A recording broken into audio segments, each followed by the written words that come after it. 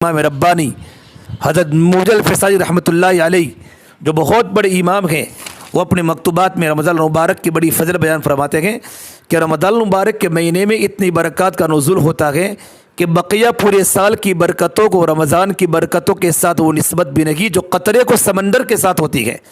فرماتے اسی لیے اللہ تعالیٰ نے اپنا قرآن کریم اسی مہینے میں نازل فرمایا، بلکہ جتنی بھی آسمانی کتابیں نازل ہوئی سب کی سب رمضان المبارک میں نازل کی گئی۔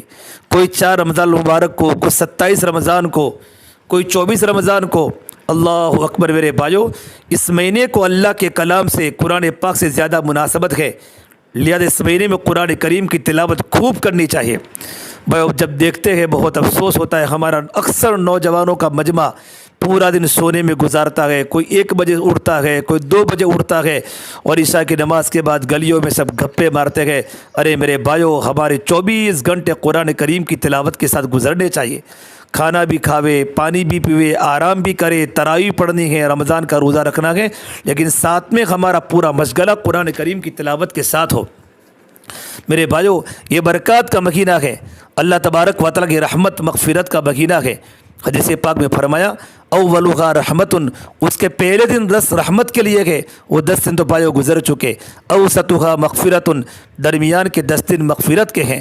میں اور آپ اللہ تعالیٰ قرآن کریم کی تلاوت کر کے اللہ کا تعلق پیدا کرے، پھر آدمی صلاۃ التوبہ پڑھ کے اللہ سے اپنے گناہوں کی مغفرت مانگے۔ اور اخیر عشرہ وآخرھا عتق من النار، اور اخیر کے 10 دن آگ سے آزادی کے ہیں۔ اللہ تبارک و تعالی رمضان المبارک میں لاکھوں انسانوں کو جہنم سے بری کرتے ہیں۔ یوں معلوم ہوتا ہے اللہ تبارک و تعالیٰ کی رحمت اپنے بندوں کے گناہوں کو بخشنے کے لیے اس وقت بہانے ڈھونڈ لگی ہوتی ہے۔ رحمت حق بہانہ می جویت۔ میرے بھائیو، اس لیے ہم ایسے وقت میں اللہ تبارک و تعالیٰ سے قرب پیدا کرے، اور اللہ کا قرب جو پیدا ہوگا وہ بھائی قرآن کریم کی تلاوت کے ساتھ پیدا ہوگا۔ سلف صالحین کی زندگی کے حالات میں لکھا ہے ہمارے بزرگوں کے، جب وہ کسی کی بزرگی کا تذکرہ کرتے تو یوں کہتے فلاں آدمی تو بہت بزرگ آدمی ہیں، اور دلیل یہ دیتے تھے اس نے تو اپنی زندگی کے اتنے رمضان گزارے ہیں، اور رمضان میں اس نے اتنے قرآن کریم پڑھے ہیں۔ ان کے نزدیک بزرگی کا یہ معیار، یہ پیمانہ تھا کہ بزرگی اور ترقی درجات کا اندازہ لگانے کا معیار یہ تھا کہ فلاں انسان زندگی کے اتنے رمضان گزار چکا ہے، اب اس نے رمضان میں کتنے قرآن کریم پڑھے ہوں گے، ہم اس کے درجے کو کبھی نہیں پہنچ سکتے۔ میرے بھائیو، رمضان کا مہینہ برکتوں کا مہینہ ہے۔ اللہ نے مجھے اور آپ کو تندرستی بھی دی ہے، اللہ نے فرصت بھی دی ہے، اور میرے نبی نے فرمایا نعمتان مغبوط فیہما کثیر من الناس، 2 نعمتیں ایسی جس میں اکثر لوگ دھوکے کی حالت میں ہیں، ایک تو تندرستی اور ایک تو فرصت۔ ابھی اللہ نے مجھے اور آپ کو تندرستی دی ہے، بیچارے بہت سے لوگ کورونا سے، ہارٹ کی بیماری سے، ڈائبٹیز سے اسپتالوں کے در پریشان ہیں۔ میرے بھائیو، وہ قرآن کریم کو پڑھ بھی نہیں سکتے، کھانے کے لیے ترس رہے، صحت کے لیے ترس رہے ہیں۔ مجھے اور آپ کو اللہ نے تندرستی عطا فرمائی، صحت عطا فرمائی، اور اللہ نے فرصت بالکل دی ہے۔ یہ رمضان کا مہینہ مبارک مہینے کا اللہ نے موقع دیا ہے۔ لوگ کہتے ہیں اتنا قرآن کریم کا پڑھنے کا مزہ آتا ہے، اتنی عبادت کرنے کا تو مزہ کبھی رمضان اور رمضان میں نہیں آیا، چونکہ اللہ نے ہمیں بالکل فارغ کر دیا ہے۔ اسے میرے اس نعمت کی ہم قدر کریں۔ دیکھو بازاروں میں بعض چیزوں کی سیل لگتی ہیں، ہمارے ہندوستان میں، ہمارے گجرات میں بھی سیل لگنے کا رواج بڑھ رہا ہے کہ فلاں جگہ جوتوں کی سیل لگ گئی ہے۔ بھائی جب سیل لگ جاتی ہے نا تو بیش قیمت جوتے، مہنگے جوتے سستے قیمت میں مل جایا کرتے ہیں، کیونکہ جی سیل لگ گئی۔ ایک عام دستور ہے، جب کسی چیز کی سیل لگ جائے تو مہنگی چیزیں کم داموں پر مل جایا کرتی ہیں۔ قرآن و حدیث کا مطالعہ کیا جائے تو یہ معلوم ہوتا ہے اللہ تبارک و تعالی رمضان میں جنت کی سیل لگاتے ہیں، پھر انسان کیوں جنت کو حاصل نہ کرے؟ حالانکہ اللہ خود فرماتے ہیں واللہ یدعو الی دار السلام، اللہ پاک تمہیں سلامتی والے گھر کی طرف بلاتے ہیں، اور سلامتی والا گھر کون سا ہے؟ جنت والا گھر ہے۔ اسے میرے بھائیو، میں اور آپ اللہ سے، اللہ نے موقع دیا، موقع کی قدر کرے۔ میں آپ کو ایک بزرگ کا واقعہ بتاؤں۔ شیخ الحدیث مولانا محمد زکریا صاحب رحمۃ اللہ علیہ، جو ہمارے سب کے اکابر ہے، ہزاروں کتابوں کے مصنف، جن کی فضل اعمال پوری دنیا کے اندر پڑھی جاتی ہیں۔ شیخ الحدیث مولانا محمد زکریا صاحب رحمۃ اللہ علیہ اپنے بارے میں فرماتے ہیں میں اکابرین ہی کے نقش قدم پر رمضان المبارک یکسوئی کے ساتھ عبادت میں گزارا کرتا تھا۔ میرا معمول تھا میں سارا دن قرآن پاک کی تلاوت میں لگا رہتا، کچھ وقت نوافل وغیرہ میں گزرتا۔ میرا ایک دوست جو کسی دوسرے محلے میں رہتا تھا اور رمضان میں مجھ سے ملنے آیا، اسے میرے معمولات کا اندازہ نہیں تھا، اس نے سلام کیا، میں نے سلام کا جواب دیا، پھر اپنے کمرے میں آ کر میں نے قرآن کریم کی تلاوت شروع کر دی۔ وہ بھی میرے پیچھے پیچھے کمرے میں آ گیا، وہ انتظار میں بیٹھا رہا، میں تلاوت کرتا رہا حتیٰ کہ نماز عصر کا وقت ہو گیا۔ عصر کی اذان ہوئی تو میں پھر نماز کے لیے کھڑا ہوا، ہم دونوں نے آ کر نماز پڑھی۔ نماز کے بعد فارغ ہوتے ہی میں سیدھا اپنی جگہ پر آ کر بیٹھ گیا اور قرآن کریم کی تلاوت کو شروع کر دی۔ اور پھر کمرے میں آیا، وہ دوست تھا بچپن کا، بڑا بے تکلف دوست تھا، اس نے کمرے میں آ کر دیکھا تو میں پھر تلاوت شروع کر بیٹھا تھا۔ وہ تھوڑی دیر انتظار کرتا رہا، پھر کہنے لگا بھائی رمضان مبارک تو ہمارے پاس بھی آوے مگر یوں بخار کی طرح نہیں آوے۔ یعنی اس کا اندازہ تھا کہ ان پر تو رمضان یوں آتا ہے جیسے کسی کو بخار چڑھ جاتا ہے، اور فرماتے تھے واقعی مجھے پورا مہینہ جذبہ رہتا تھا کہ میں جتنا ہو سکے قرآن کریم کی تلاوت کر کے اللہ کا قرب پیدا کروں۔ 24 گھنٹے میرا معمول قرآن کریم کے ساتھ تھا۔ میرے شیخ الہند رحمۃ اللہ علیہ، مولانا محمود حسن دیوبندی رحمۃ اللہ، جو ہمارے اکابر ہیں، میرے بھائیو، حضرت کی تراویح اس وقت ختم ہوتی تھی جب سحری کا وقت شروع ہوتا تھا، چنانچہ تراویح ختم کرتے ہی سحری کھاتے اور ساتھ ہی فجر کی نماز کے لیے تیار ہو جاتے تھے۔ آج بھائی ہم کو علم طرح کی تراویح پڑھنا مشکل ہوتا ہے۔ شیخ الہند رحمۃ اللہ جنہوں ہندوستان کی آزادی میں بڑی قربانی دی ہے، مالٹا کی جیل میں گئے، مراد آباد کی جیل میں گئے، بلکہ ایک مرتبہ جب مراد آباد کی جیل میں رمضان مبارک کا مہینہ آیا تو حضرت نے رونا شروع کیا۔ ان کے خاص شاگرد مولانا حسین احمد مدنی نور اللہ مرقدہ اسی جیل میں موجود تھے۔ فرمایا حضرت آپ کیوں روتے ہو؟ کیا بچے یاد آ گئے؟ کیا وطن یاد آ گیا؟ فرمایا نہیں، نہ بچوں کی یاد آئی ہے نہ وطن کی یاد آئی ہے، بلکہ میں نے پورا رمضان زندگی کا ہمیشہ قرآن کریم کی تلاوت میں گزارا ہے، اور میں نے قرآن کریم کی تراویح میں نے پڑھی ہے۔ آج ہمارے جیل میں جتنے بھی علماء ہیں کوئی حافظ قرآن نہیں ہے، اس لیے مجھے رونا آ رہا ہے کہ آج میرا رمضان قرآن کریم کے سنے بغیر جائے گا۔ مولانا حسین مدنی نور اللہ مرقدہ حضرت کے خاص خادم تھے، شاگرد فرماتے ہیں میں نے دل میں ارادہ کہ حضرت آپ گھبرائے رہے، انشاءاللہ قرآن کریم کی تراویح میں پڑھاؤں گا۔ حالانکہ میں قرآن کریم کا حافظ نہیں تھا، لیکن میں نے ارادہ کیا تو اللہ نے میرے ارادے کو قبول کیا۔ میں روزانہ پورا دن محنت کر کے ایک پارہ حافظ بنتا تھا اور رات کو تراویح میں حضرت کو پورا پارہ تراویح میں سناتا تھا۔ یوں کر کے میں نے 30 دن میں 30 پارے زبان حفظ کر لیے، اور میں نے تراویح میں 30 پارے حضرت کو اور تراویح میں نے سنائے۔ میرے اتنی بڑی عمر میں ایک مہینے میں قرآن کریم کا حفظ کرنا، یہ قرآن کریم کے ساتھ خاص نسبت ہے۔ اللہ فرماتے قرآن کریم میں وَلَقَدْ يَسَّرْنَا الْقُرْآنَ لِلذِّكْرِ فَهَلْ مِن مُدَّكِرٍ، ہم نے قرآن کریم کو آسان کر لیا ہے یاد کرنے والے کے لیے، پس کوئی یاد کرنے والا ہے؟ کوئی یاد کرنے والا ہے؟ کوئی قرآن کریم کو دل سے لینے والا ہے؟ کوئی قرآن کریم کو پکڑنے والا ہے؟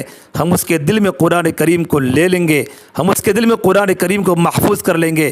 تو میرے بھائیو، حضرت شیخ الہند رحمۃ اللہ علیہ کہ نماز تراویح اس وقت ختم ہوتی جب سحری کا وقت شروع ہوتا، تراویح ختم کرتے سحری کھاتے اور ساتھ ہی فجر کی نماز کے لیے تیار ہو جاتے، ساری رات عبادت میں گزارتے۔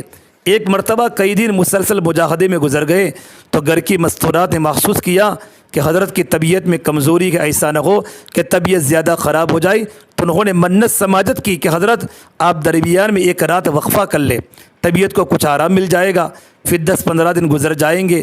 لیکن فرمانے لگے کہ معلوم نہیں آئندہ رمضان کون دیکھے گا اور کون نہیں دیکھے گا۔ ایک ہے میرے بھائی ہمارے اللہ والے جن کو رمضان کی ایک گھڑی کی قدر تھی۔ گھر کی مستورات نے کسی بچے کے ذریعے قاری صاحب کو پیغام بھجوایا جو تراویح پڑھاتے تھے کہ قاری صاحب آپ کسی رات بہانہ کر دے کہ میں تھکا ہوا ہوں، آرام کرنے کو جی چاہتا ہے۔ حضرت کی عادت شریف آتی کہ دوسروں کے عذر بڑی جلدی قبول کر لیا کرتے تھے۔ قاری صاحب نے کہا بہت اچھا، وہ میرے شیخ مرشد ہیں، ان پر اس وقت تک کمزوری غالب ہیں، تو چلو آج کی رات ذرا آرام میں گزرے گی۔ حافظ صاحب تراویح پڑھانے کے لیے آئے تو کہنے لگے حضرت آج میری طبیعت بہت تھکی ہوئی ہے، اس لیے آج میں زیادہ تلاوت نہیں کر سکوں گا۔ حضرت نے فرمایا بہت اچھا، آپ بالکل تھوڑی سی تلاوت کریں۔ قاری صاحب نے 1-2 پارے سنا کر اپنی تراویح مکمل کر لی۔ تو حضرت نے فرمایا قاری صاحب آپ تھکے ہو جائیں، آپ گھر نہ جائیں بلکہ یہی میرے بستر پر سو جائے۔ قاری صاحب کو مجبوراً تعمیل کرنا پڑے، حضرت کی بات کو ماننا پڑا اور حضرت کے بستر پر لیٹ گئے۔ حضرت نے فرمایا قاری صاحب آپ بالکل آرام کریں اور سو جائے۔ پھر لائٹ بجھا دی اور کیواڑ بند کر دیے۔ قاری صاحب فرماتے ہیں جب تھوڑی دیر کے بعد میری آنکھ کھلی تو میں نے دیکھا کوئی بندہ میرے پاؤں دبا رہا ہے۔ میں حیران ہو کر اٹھ بیٹھا، جب قریب ہو کر دیکھا تو میری حیرت کی انتہا نہ رہی کہ میرے پوری پیر و مرشد اور دنیا کے بہت بڑے عالم شیخ الہند رحمۃ اللہ علیہ اندھیرے میں بیٹھے میرے پاؤں دبا رہے ہیں۔ میں نے کہا حضرت آپ نے یہ کیا کیا؟ فرمانے لگے قاری صاحب آپ نے تو خود کہا تھا میں تھکا ہوا ہوں، تو میں نے سوچا چلو میں آپ کے پاؤں دبا دیتا ہوں، آپ کو کچھ آرام مل جائے گا۔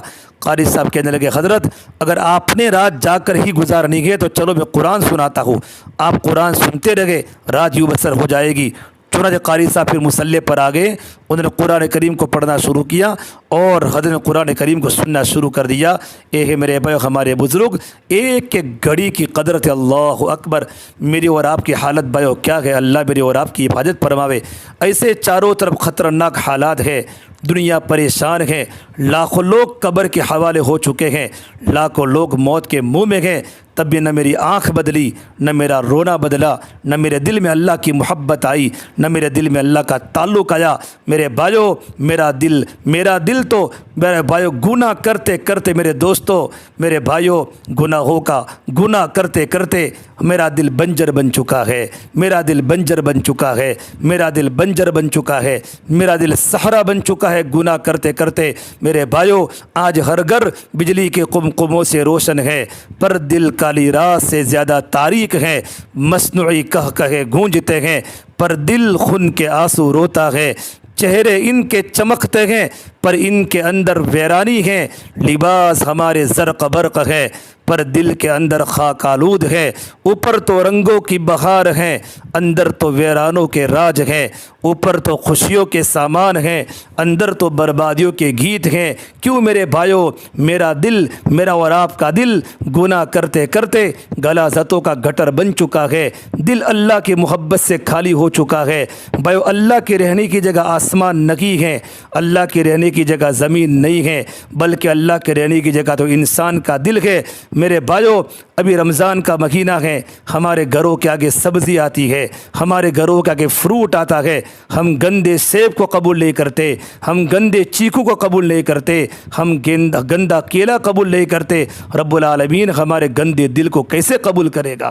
گندے دل پر تو شیطان کا بسیرا ہوتا ہے، اللہ کا بسیرا نیک دل پر ہوتا ہے۔ جس دل میں اللہ کی محبت ہو، جس دل میں اللہ کا یقین ہو، جس دل میں اللہ کی ذات پر توکل ہو، قرآن کریم کی محبت دل کی رگ رگ میں بیٹھی ہوئی ہو، اس دل میں بھائیو اللہ رہتا ہے، اس دل میں اللہ کی محبت آتی ہے۔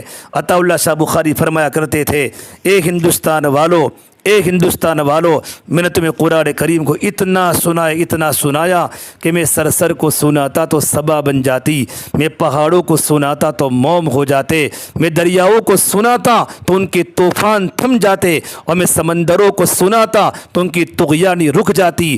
پتہ نہیں تم کس چیز سے بنے ہو، کیا تمہارے سیروں میں دل نہیں ہے؟ پتھر بھی اللہ کے خوف سے روتا ہے، پتھروں کے اندر بھی چشمے جاری ہو جاتے ہیں۔ میرے بھائیو میرا اور آپ کا دل گناہ کرتے کرتے کرتے آج تک نہ میری آنکھ برسی، نہ میرا دل تڑپا، نہ میری زبان اللہ کی ذکر سے تر و تازہ ہوئی۔ بھائیو اس دل میں اللہ کو لاؤ، قرآن کی تلاوت کرنا یہ علامت ہے کہ اللہ سے محبت ہے۔